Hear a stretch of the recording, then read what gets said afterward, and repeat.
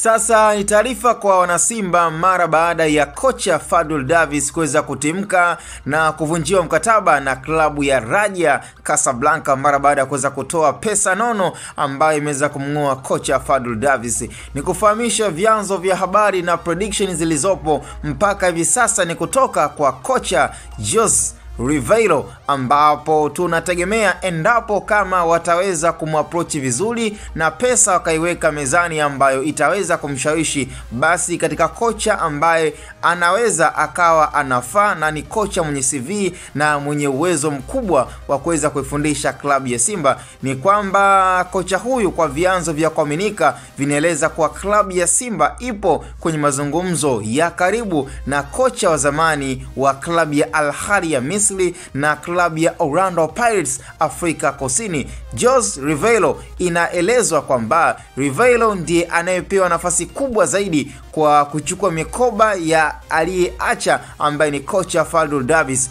Uwezo wake ni mkubwa sana barani Afrika na ana uzuri ni kwamba ana rekodi akiwa na Orlando Pirates, ambapo pia imeendelea kumfanya kuonekana kabisa kwamba kwa mujibu pia wa vyanzo vya kuaminika kwenye klabu ya Simba, kwa jinsi ambavyo sasa hivi tunaona changamoto mbalimbali, ni kwamba klabu ya Simba na klabu ya Yanga ni klabu ambazo zinahitaji makocha ambao wana experience ya kutosha na ambao walishawahi kufundisha timu kubwa hapa barani Afrika. Lakini kwa kocha Jose Riveiro ni kwamba Orlando Pirates na klabu ya Al Ahly ni klabu ambazo zina CV hapa barani Afrika. Kwa hiyo hatuna cha ziada, hatuna cha kusema wala hatuna cha kumkosoa kocha Jose Riveiro. Cha msingi tukutane kwenye upande wa comment, na hii ni Hatboy Media.